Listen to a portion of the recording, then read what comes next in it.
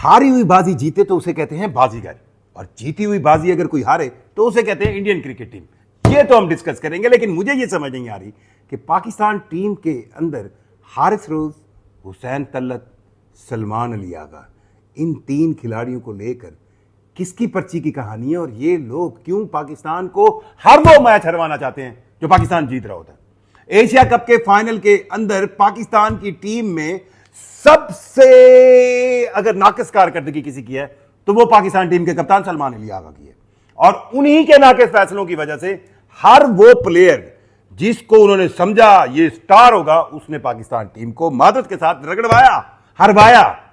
Asia cup का final किसको नहीं पता था कि एक बड़ा मैच है, बड़ी टीम के खिलाफ है।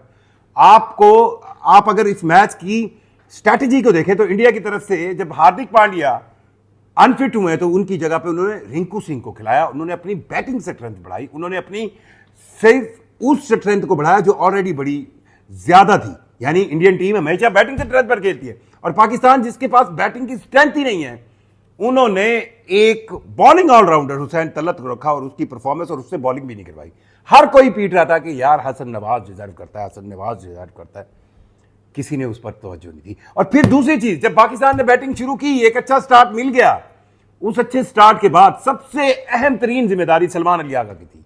वो उनको चाहिए था कि एक कहते हैं ना कप्तानों वाली इनिंग्स खेलते, एक ऐसी शॉट, वो हम यहां पे पंजाबी अंदाज में स्पोर्ट्स रिपोर्टर बात करें तो कहते हैं तारा बना दिया, ऐसी शॉट समझ से बाहर 150 की स्पीड से बबल गम खाते हुए सलमान अली आगा सिर्फ और सिर्फ बबल गम खाने पर ही तवज्जो दे सकते हैं और किसी पर नहीं थे। और पाकिस्तानी टीम ग्रही से ही कसर करके रो के 19.1 ओवर में अगर 146 पर पहुंचे और बॉलर्स ने आपको मौका दिया, बनाया, तो सलमान अली आगा ने अल्लाह के हुक्म से हारिस रऊफ साहब को जो 15वां ओवर दिया, आपको याद आ रहा है 17वां ओवर, मैं 15वें ओवर की बात कर रहा हूं, जब कमेंटेटर पीट रहे थे, चीख रहे थे, चिल्ला रहे थे कि समझ नहीं आ रही ये सलमान अली आगा का क्या डिसीजन है, कि उन्होंने एक ऐसी फॉर्म में साइम अयूब और इब्रार अहमद, जिन्होंने उस वक्त तिलक वर्मा को और इंडियन बैटिंग को चकड़ा हुआ था, उन्होंने अचानक से उनका एक ओवर रहता था और उन्हें हटा के जनाब हारिस रऊफ साहब को लगाया और उन्होंने 17 रन दिए,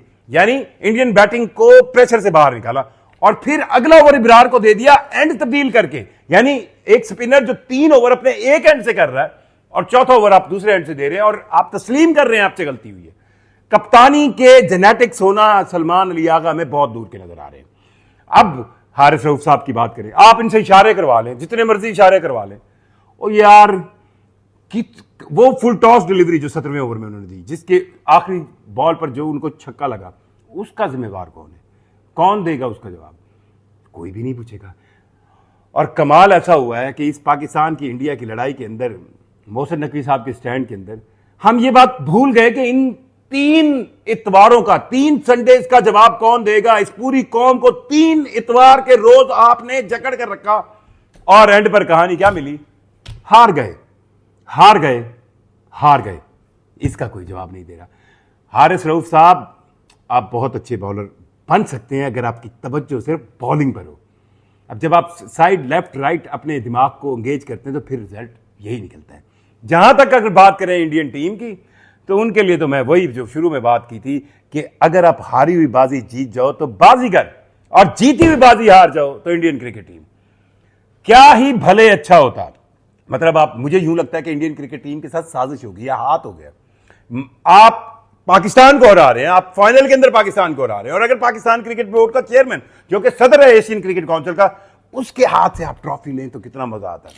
नहीं ली, कोई फर्क नहीं पड़ा। पूरी दुनिया में, दुनिया हंस रही है, परेशान है। आप किसी भी खेल के मुकाबले को ले लें, सबसे ज्यादा मजा उस वक्त आता है जब आप किसी मुखालिफ के हाथों से ट्रॉफी लेते हैं। ये असल जीत होती है। लेकिन मेरा ख्याल है इंडियन टीम के अंदर साजिश का एक एलिमेंट था कि उन्होंने एक अच्छी परफॉर्मेंस दिखाई। वो 7 मैच जीते, 7 मैच जीतने के बाद वो एशिया कप जीते। उस एशिया कप जीतने के बाद वो एशिया कप को लिए बगैर वापस वतन पहुंच गए। ये अब वो खुद ही जवाब देंगे। लेकिन एशिया कप के इस फाइनल मैच को पाकिस्तान जीत सकता था, लेकिन कौन जवाब देगा? क्या हारिस रऊफ से कोई पूछेगा कि भाई साहब, आपको हीरो बनाने के लिए हमने ओवर दिए और आप हमें जीरो कर गए? क्यों आप ये देखें कि पाकिस्तानी टीम के कोच बाहर से हारिस रऊफ को वो कहते हैं ना टोने बता रहे थे कि यार बॉल किस साइड पे रखनी है, किधर रखनी है, और 4 बॉलें 5 बॉलें उधर रख ली तो अच्छा ओवर हो गया, और आखिरी बॉल फुल टॉस बनाकर बल्ले में दी तो वो छक्का हो गया। ये T20 क्रिकेट है भाई साहब।